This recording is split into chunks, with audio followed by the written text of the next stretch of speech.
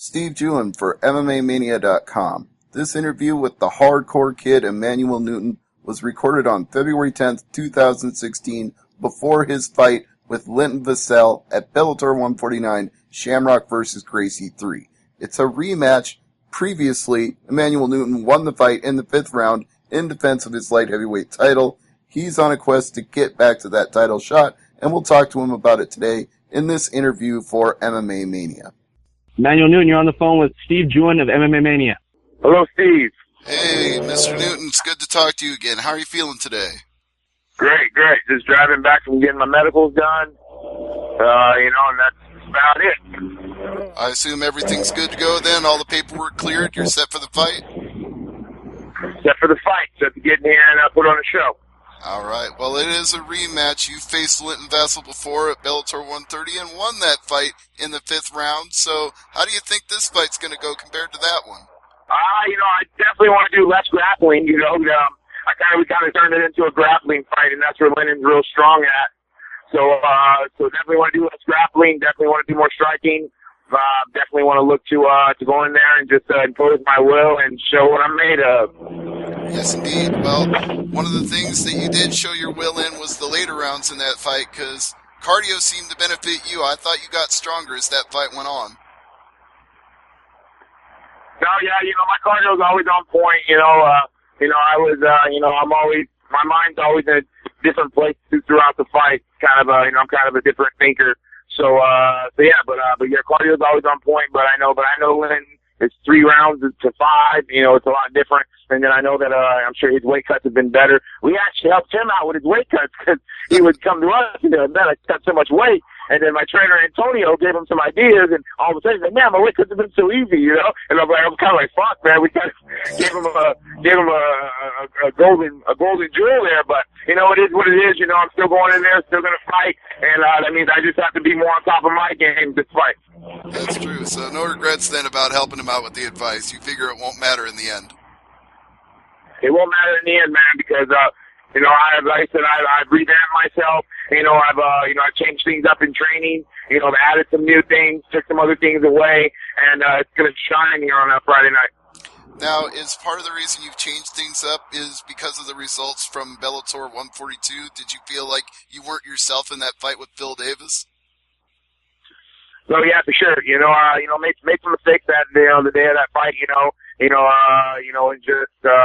And there are in multiple ways, mindset, actions of my flesh, as I like to say. So I just gotta go in here with a different mindset, but I put it in the gym, man. I put the time in harder than I ever have. I've added some new things, to my repertoire, making, gonna go in here and make this fight very exciting because it's not gonna be the same, Emanuel, that a Newton that the fans have seen before, but a brand new person. Well, hopefully it's still somewhat the same Emanuel Newton, because you're well known for those spinning back fists, and we all love to see them. Oh, yeah. I mean, the striking's still going to be there. My arsenal still is my arsenal, but just I would say more of the mindset and I think the strength and the form of my body, people are going to see a difference because we've definitely been putting it in and working really hard. I believe it. So, with the fact that this is a 3-round fight, which you've already alluded to, this is the first time in a while you either haven't been in a title fight or a title tournament. So how does that change your mindset? I've been fighting for 13 years, man. I fought plenty of 3-round fights. I've fought plenty of 5-round fights. I've even fought some more other 2-round fights. So, all it means is I just have to go harder, push harder. Be faster, be more aggressive, and not be worried about my cardio or anything because I know it's there. So just blast through anything that's in my way. Now, what do you think that, other than his weight cutting technique, what do you think that Linton Vassell has changed coming into this fight, looking to try to avenge a loss if he wants? That's what he's going for here. Yeah, I know Linton's always getting stronger. He has a lot of weight training and You know, and he puts a lot of time into the gym, you know, but a lot of times too, I feel that can go against the fighter at the same time too, especially a fighter with, the size of Linton and with the physique of Linton, putting a lot of time in the gym sometimes can go against you because it's very easy to overtrain a body like his. So, I know that he worked his butt off, so, we'll just see, what he brings in the cage, here next Friday. Well, we've seen that a lot of lately in, many different organizations in mixed martial arts, is that fighters, especially in light heavyweight and heavyweight ranks, seem to be breaking down pretty quickly from overtraining. So how do you combat that when you train for yourself? What do you do to keep from overtraining? Well, one, I'm not a huge light heavyweight, like a lot of people are like, you're an 85er? Like, no, I'm a light heavyweight. They're like, whoa! So my weight cuts aren't that bad, and then I've done some more weight training for this fight. But I always stick more to my cardio. I always want to make sure my cardio is on point. And my mindset's always on point. I have a very deep mind, and I can go very deep into myself and find new strengths and find new levels of, that second wind, I guess you can say, to keep pushing forward. Fair enough. Now, when you break down the way that you want your career to progress from this point forward, obviously the first step would be getting another win over Linton Vassell, but after that, are you gunning for Liam McGeary and trying to get that title back? Yes, sir. That's what else would I be? Why would I be fighting if I didn't want to get my title back? So that's that's the goal. Like I'm not in fight, and I'm not a fighter just especially a contender just to stay a contender. I want to be a champion again. So get past this fight, and on to the next one, but only going to be going stronger, going harder, and looking to get back to that title contention. I can certainly see that, but at the same time, Phil Davis would stand in your way then, the man who beat you in the tournament and the man who went on to win the tournament. So would you have to rematch him first before you get back to McGeary? I don't know. I see him and McGeary going at it before me and Phil go at it, unless Liam gets injured or something random happens, But I definitely see him and Liam going at it first before me and Phil would go at it. So we'll just see what the future holds. Well, in your mind's eye, then, how does that fight play out? Does Liam retain the title, or does Phil take it from him in an upset? Well, you know what, man? Liam he's so awkward, man. And I obviously Phil's not going to have a problem taking him down because, I didn't have a problem taking him down. Phil's a phenomenal wrestler, but Liam's so awkward off his back, anybody that goes on the ground with him is going to be in for a world of a different, I guess, grappling game, because, he's so long and he's so freaking, flexible, for how tall he is, so I definitely, be interested to see them, grapple and go at it on the ground and see who comes out on top. But like I said, if Phil can stop his, Liam's freaking hips and can stop, Liam from freaking putting in those submission attempts, and I definitely see Phil winning that fight because of, his wrestling pedigree on top. And one other thing that we saw from Phil that we hadn't seen before that main event of the tournament was some renewed knockout power. We're used to him wrestling and grinding people, but that knockout was something else. No, Phil, he's well-rounded everywhere, So, it's just a matter of him having an opponent that can. I see with Phil though, it seems like if you can keep a good balance with him, and keep him on his toes, and that's when it seems like he tends to freaking start dwindling some. But if you let Phil freaking overpower you and you just let him keep pushing forward on you and imposing his will, then I don't think there's really any fighter out there that can stop the man. Fair enough. Now, has Bellator given you any kind of timetable then on getting back into that title picture? Do you think it's going to happen this year?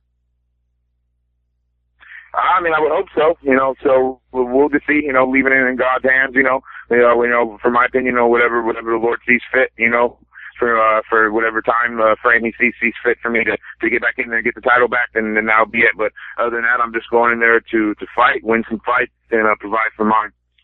There's something I've always wanted to ask you about, Emanuel, and I know you're a man of faith and you leave things to the Lord and let His will be done, but I always hear that from fighters, whether, they're a winner or a loser, every fighter wants the Lord's will to be done, but do you think it's fair when, both guys pray to the Lord and one guy comes up short?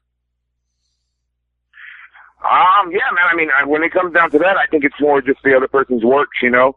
What is the other person doing for God, you know, because, you know, say, like I say, he's like a father, right? So, you hear about many stories in the Bible where, you know, it's like, who's going to bring the best offering, you know, who's going to do the most, who's going to show and listen to more. It's just like a father, you know, hey, you know, Dad, I want this. Okay, well, go and do this, this, and this, and then you'll receive it. You know, if you do better than your brother, the dad's going to give the brother a little more praise, whether it be giving him more money or giving him more leniency or just giving him a bigger hug. You never know. So it's the same way I feel with God, you know. So, and also the time is we have seasons, you know.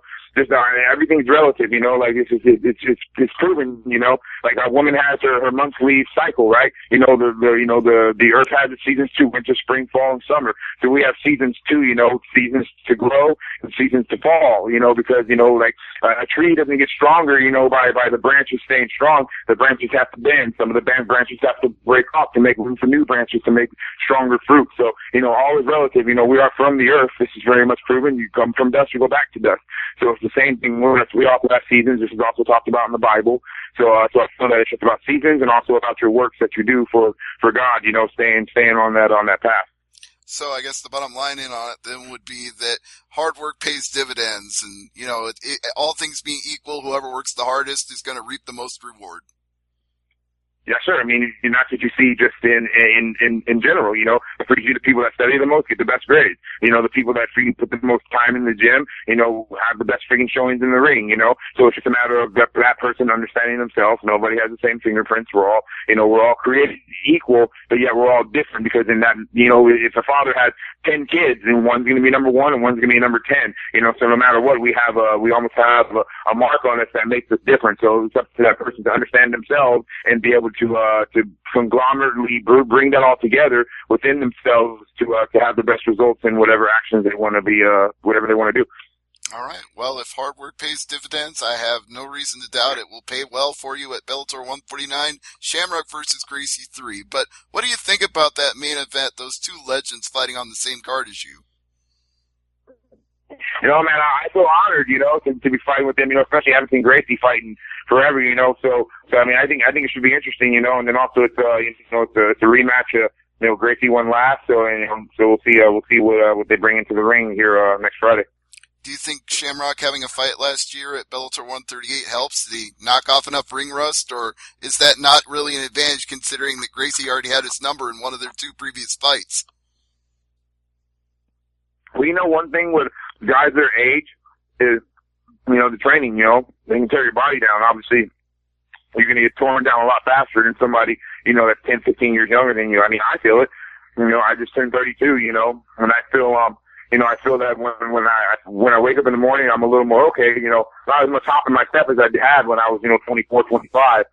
So I mean, I think that's going to be the biggest thing is who's had the best camp, you know, who's in the best shape physically and mentally and, you know, and then, and it's how they impose their will on Friday night.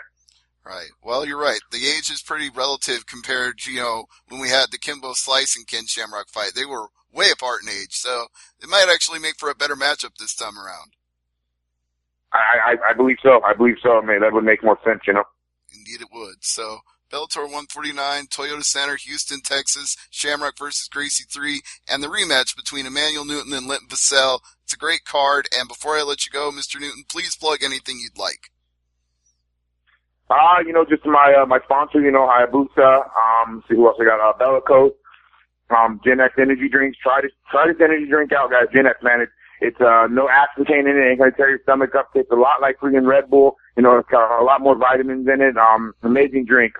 You know, just, AJ McKee, you know, he's gonna be getting it done here in April. Bubba Jenkins, he's gonna be getting it done next month in Bellator.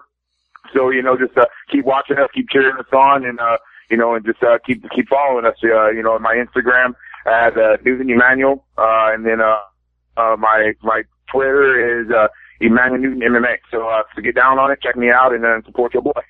Absolutely, and we look forward to those other fights as well. AJ McKee is going to be fighting in Torino, Italy, and we're going to see Bubba Jenkins and Goichi Yamauchi at Bellator 151. So many great things coming up as well as your fight. Thank you again, Mr. Newton. It's always a pleasure to chat with you.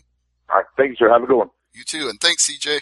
That's Emanuel Newton, a.k.a. the Hardcore Kid, fighting the Swarm, Linton Vassell, at Bellator 149, Shamrock vs. Gracie 3, Toyota Center, Houston, Texas. Tickets on sale now. Pick them up at the box office or online. You can watch the fights live on Spike TV February 19th, 2016.